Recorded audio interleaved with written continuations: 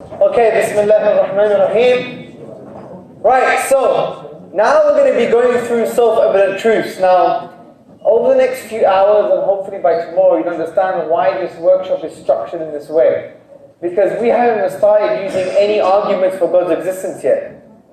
We haven't used any arguments yet, but I'm giving you the correct framework, the right stepping stones in order for you to walk on, in order to reach a certain destination. So this workshop has been specifically structured in this specific way in order for you to have the right foundations and the conceptual tools in order for you to understand how to articulate a compassionate and intelligent case for Islam to our brothers and sisters in humanity.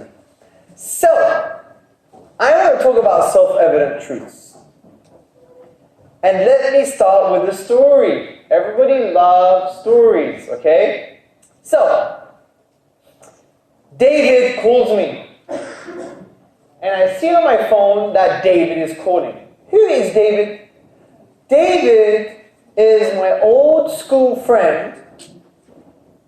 He is my old school friend that I used to sit next to when I was 10 years old. And we grew up together, and he used to ask me really, really funny questions. Okay? And some of these funny questions were so funny and weird that, sometimes a bit of a headache sitting next to him. But we're old now, I'm 38 years old now, and haven't heard from him for a long time. So, although initially I was reluctant to pick up the phone, I decide to pick up the phone. David, how's it going? Oh, Hamza, I'm fine. How long has it been? Over 10 years, we haven't heard from each other. You know what? I have something really important to share with you. Can you have lunch with me tomorrow at noon? And I'm like, oh man, lunch. Yeah, sure, I'll see you tomorrow. Whereabouts? Okay, I'll see you there tomorrow at noon. So fast forward a few hours or a day, and I meet him in the restaurant. We had a great time. We had our entrees, our hors d'oeuvres. We had the main meal. No problem. Everything was fine. Nothing to be afraid of. People change, 10-year-olds don't remain 10-year-olds forever. However, when the dessert came, then he decided to start being very weird like he used to be when he was 10 years old. And he said to me, Hamza, I need to tell you something. And there's me just about to put some of the cheesecake in my mouth. I'm like, what? He's like, Hamza, do you know the past never existed? What happened 5 minutes ago? What happened 5 days ago? What happened 5 weeks ago? What happened 5 years ago? What happened 5 decades ago? What happened 5 millennia ago? Never, ever happened. This universe was created 5 minutes ago with all the memories that you have in your brain to give you the illusion that you've been around for a while. So, I'm going to continue the story with 2 endings. Ending number 1. I say, really, David? Oh my God, I need to prove to you why the past is actually real. I need to show to you that we have calendars, it makes sense of our memories, it makes sense of our psychological appreciation of the temporal depth and time. I need to show you some of my diaries and old pictures, just to prove to you the past was real. So that's the first ending. Second ending, alternative ending. Really, David? What evidence do you have to make such a claim? End of story. Which ending is more rational? Number 1 or number 2? Can't hear you. Can't hear you. Ending number 2 is the most rational. Limana? Why? Why? Why is it most rational? Because the person making the claim needs to. Absolutely! The person is making a claim and the onus of proof is on him. But it's not that simple. His claim is challenging a self-evident truth. Now, it doesn't mean self-evident truths are always going to be true. They may change in the future. That's not the point. But if you challenge a self-evident truth, the onus of proof is on you. Correct? So, where am I going with this? I'm going to try and show to you that the basic idea of a creator is self-evidently true. If it's self-evidently true, then when an atheist says, does God exist? You need to not always have to answer the question. You could just turn the tables and say, well, what evidence do you have to reject the idea? This is very Quranic. When Allah says, is there any doubt? He says that the Anbiya say, is there any doubt in the creator of the heavens and the earth? Give me one statement of a Nabi, of a prophet, in the Quran to show that the creator exists. One. Give me one direct statement. Give it to me. It's very hard to find, isn't it? Because the main message of the Anbiya was to awaken the fitrah, to make them realize that Allah deserves worship. It was self-evidently true that there was a creator, some kind of cause for everything that exists.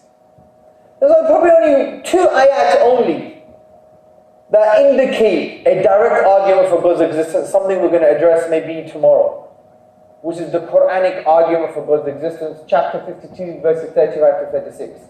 By the way, this doesn't mean there are no good arguments. There are good arguments. But it goes to show that we've been addressing this thing in the wrong way. We fall for the trap. They ask you a question and we fall for the trap. We need to turn the tables.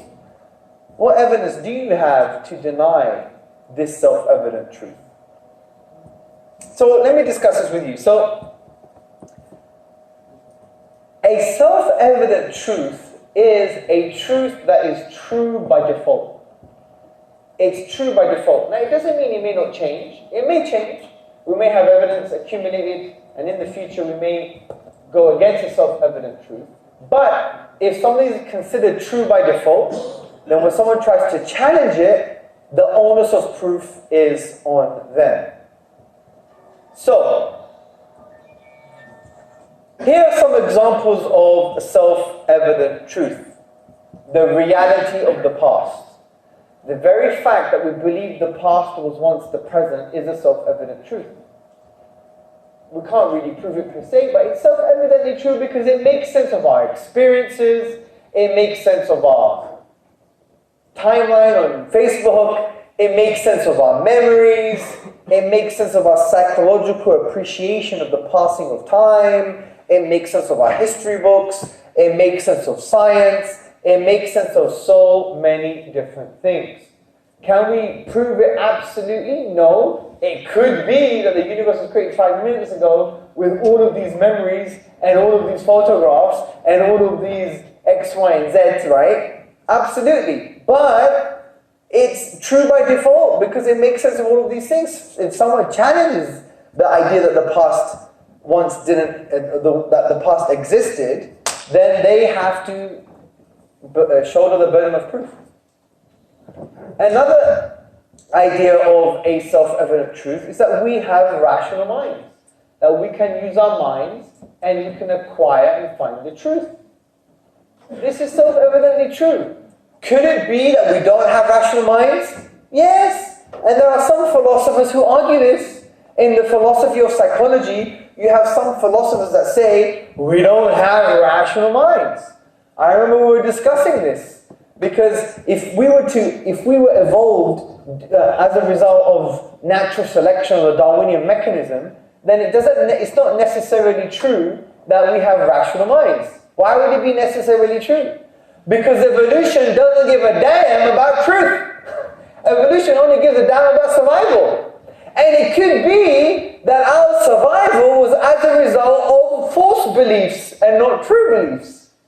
For example, we could have been jungle people in the jungle, and we could have said, all fungi are poisonous. All fungi are poisonous. Is it true all fungi are poisonous? No. But having that false belief leads to survival. Do you see the point? It could be that, and that's why Dawah was in doubt. He wrote this in a letter to one of his friends. He was like, are there any convictions in a monkey's mind? If there are any convictions in such a mind, right? He was in doubt about truth itself, and about the fact that we could even have convictions, because maybe it's just an illusion. Maybe what we think is true has come from false beliefs in the past, and we've evolved as a result of false beliefs. Anyway, don't get depressed about this. The point is, there are self-evident truths, like the reality of the past. The past was once the present. Like, for example, we have a rational mind and we can acquire truth. These are self-evidently true. They're true by default. If someone challenges them, the onus of proof is on them. Okay? Make sense? Good. So moving on.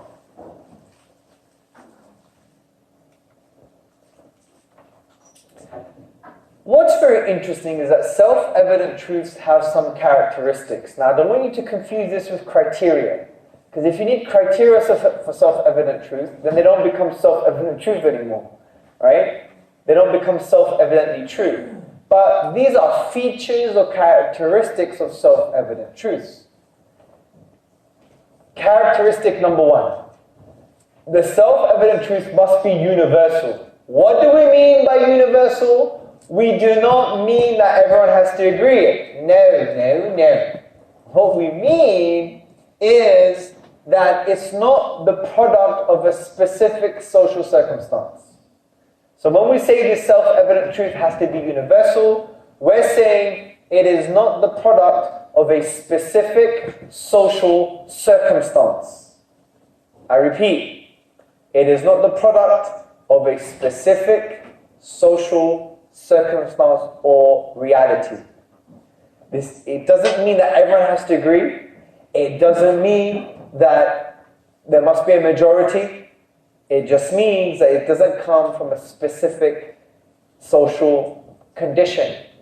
For example, if only one village in Nigeria believed that the past was once real, then you couldn't consider it as universal. So it has to be universal. The next one, which is the most important one, is a characteristic of a self-evident truth, is that it is untaught. Untaught. What does this mean? This means you do not acquire this idea, you do not acquire this self-evident truth as a result of learning, or as a result of external information transfer. Like, any external information transfer is like what I'm doing to you. I'm external to you, and I'm giving you some information and knowledge externally to yourself. A self-evident truth is not acquired or held as a result of external information transfer. Okay? The third one, and I'm going to put these together. They're both really the same. It has to be natural and intuitive. Natural means it's formed as a result of a functioning human mind and psyche. And intuitive is that it is the simplest and most comprehensive explanation. It is the simplest and most comprehensive explanation, meaning it doesn't create more questions than it answers, and it answers the question, or it is a adequate representation of the specific thing that you are referring to. So, in order for me to make sense of you, make sense of this is let's use now the past. So we can argue that the past was once the present. This is a self-evident truth. Okay? Let's now see how it fits with these characteristics. Of course it does. Is the past being once the present, the past being once real, is that universal? Yes or no? Yes. Why?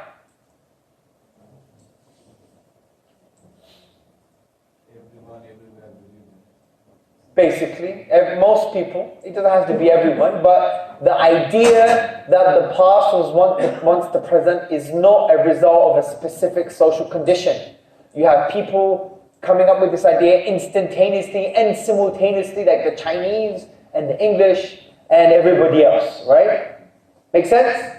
Good. Right. And it doesn't have to be a consensus. Is the idea of the past once being the present untaught? Is it untaught? How?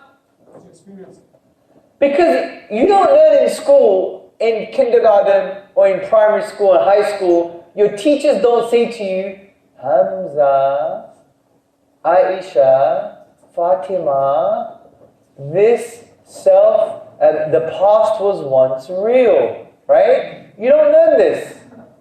You don't learn the past was once real. You learn this via your own introspection. This is actually a source of knowledge. In Western epistemology, in philosophy, you have sources of knowledge. One of the sources of knowledge includes introspection. I repeat, it includes introspection. This is one of the sources of knowledge in Western epistemology, okay? So, when we're saying a characteristic of a self-evident truth is untaught, we're saying there is no external information transfer. You acquire this self-evident truth via your own introspection. Good. Finally, the past once being the present, the past was once real. Is this natural and intuitive? Yes, because this self-evident truth is the product of a normal functioning human mind and psyche, and also believing and agreeing that the past was once the present, the past was once real, believing that is so that being self-evidently true makes sense because it's the most simple and comprehensive explanation of our reality.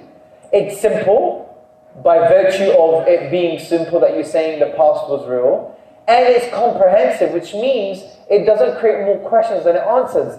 It answers most of the questions. For example, if we were to say that the past wasn't real, right, it's a simple explanation, but it's not comprehensive. Because you have so many questions you need to answer now. Well, how does that idea make sense of my past experiences? How does that idea make sense of human history? How does that idea make sense of my psychological appreciation of temporal depth, of time?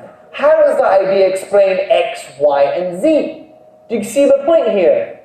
It's not comprehensive, so you can't say it's an intuitive idea. It doesn't have the intuitive characteristic.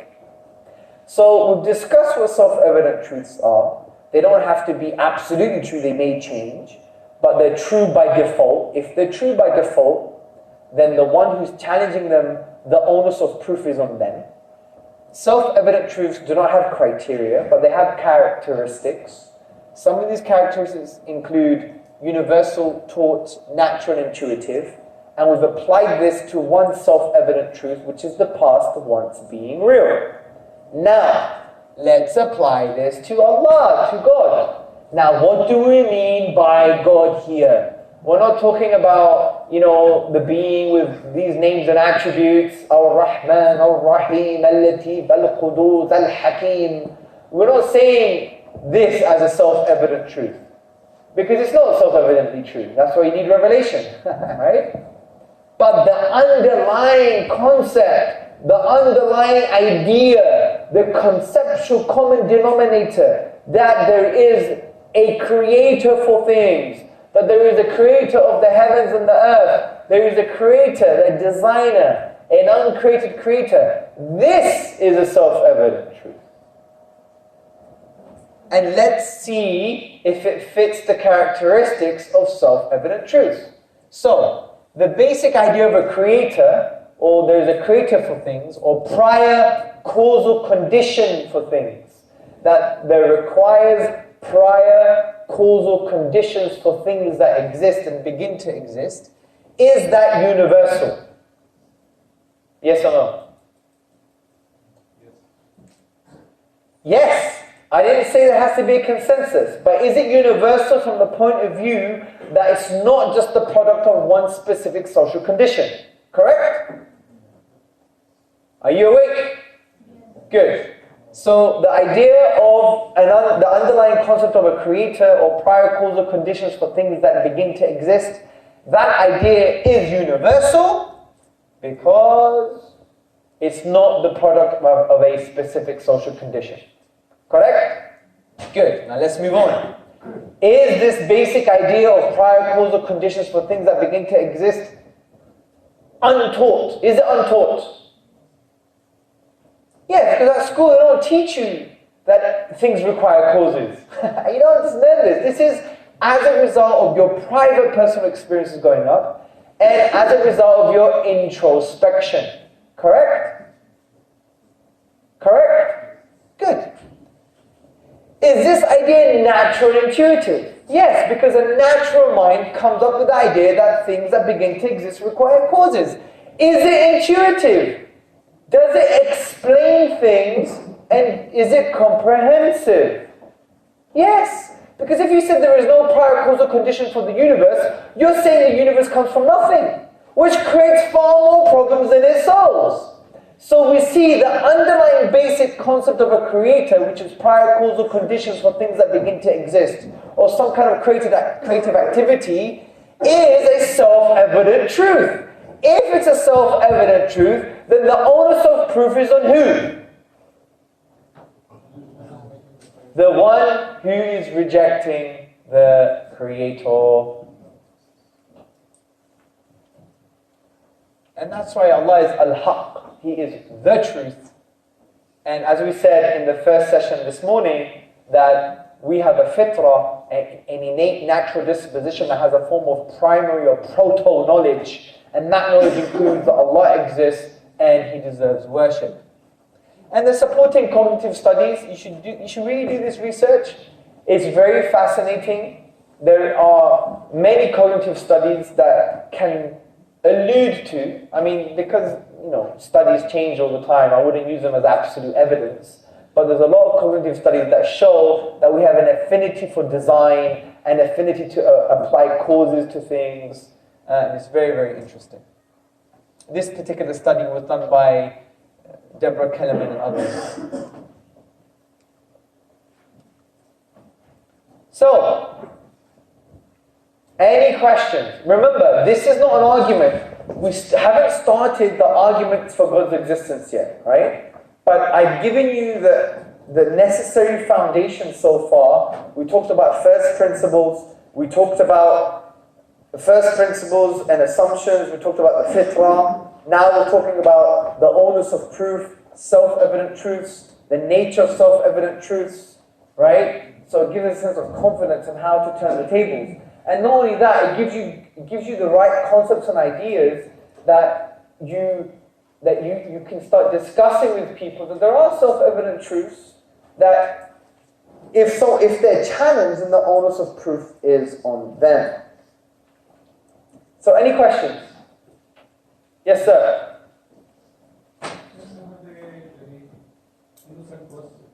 Sorry? You mentioned that it is not mentioned anywhere in Quran about what that's about. So what is about Ayatul Kursi? And then there is also in Surah Rahman when Allah is saying فَبِيَكِيَ عَلَىٰ رَبِّكُمَا تُكَذِّبَانِ. Same thing in Surah Al-Shura. لَيْسَ كَمِثْلِهِ شَيْءٌ. Then Surah Al-Ikhlas. What is? Well, how is that a proof for God's existence? Which is giving the full definition. But definitions are not proofs. Because he's mentioning all the in Surah Rahman things and then he's saying, Yeah, Allah is saying about His wonders. He didn't say, and therefore don't deny that I created the universe. Allah says, and which of the wonders, the best translation is wonders, not blessings. Because Allah says about Jahannam is a wonder as well, right? No one's going to say that Jahannam is a blessing, right? So which of the wonders are you going to deny? Allah's not saying this is a direct evidence for my existence. It's implied, I agree, but it's assumed. And there are some, I told you, I specifically said there are verses that articulate an argument for God's existence. But the majority of the Quran doesn't address that question. The majority of the Quran addresses one fundamental question in summary, in general, which is, who deserves worship? So when Allah says, look at the universe, look at the camel, how we created it, look at the natural phenomena, Allah is pointing not to the fact that He exists because His rububiyyah, His creative power is assumed. He's saying, well, since He created that, it follows He deserves worship. That's the Quranic narrative. And that's why we must allow the Quran to speak for itself. We bring to the Quran. That's wrong. The Quran should bring to us. And therefore, when we look, and this is classical tafsir, right?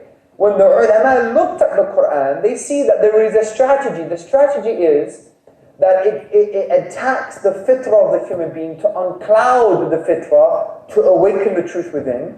And the way it does it by giving these ayat on the creative universe. So Allah is giving these ayat with the assumption that He already created it, with the assumption that there is a power and wisdom behind this.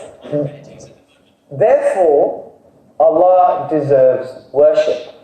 That's the point. So when you look at Surah An-Naba, for example, you just see all the premises being laid out. Allah is saying, and you see the creation and the mountains with pegs and all of this stuff, and then Allah concludes usually, and therefore worship Him, and therefore know that your Lord is one that deserves worship. You have one ilah, you have one deity. And that's the strategy of the Quran. It moves you from rububiyyah to al-ibadah, from acknowledging the creative power of God to concluding that He deserves worship. So appreciating the creative power of God and then concluding He deserves worship. So then if there was any question that was raised by the Quran, that question would be, who deserves worship? Not God exists. Because Allah says in the Quran, if you ask the Quraysh, if you ask the Arabs who created the heavens and the earth, this is an ayah in the Quran. If you ask the Arabs who created the heavens and the earth, they would say it is Allah. They already knew. Allah is talking to them. Can you do tadabbur and use these ayat to show that there's a creator? Yes, I'm not denying that. But that's not the primary purpose. The primary purpose for these verses is to create an awakening within you that if you appreciate the creative power of Allah, then He solely deserves worship. That's the point. Does that make sense?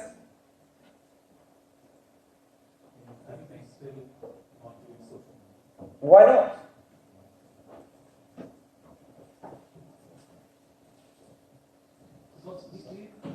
Claiming and he's addressing, saying clearly, Yeah? Yeah, but He's not, is Allah using that as a proof for His existence? There's no proof there. Allah is saying He is the creator. He's not proving His existence. He's announcing Himself. There's a fundamental difference here, right? Like, for example, I am a human being. Is that proof for my humanness?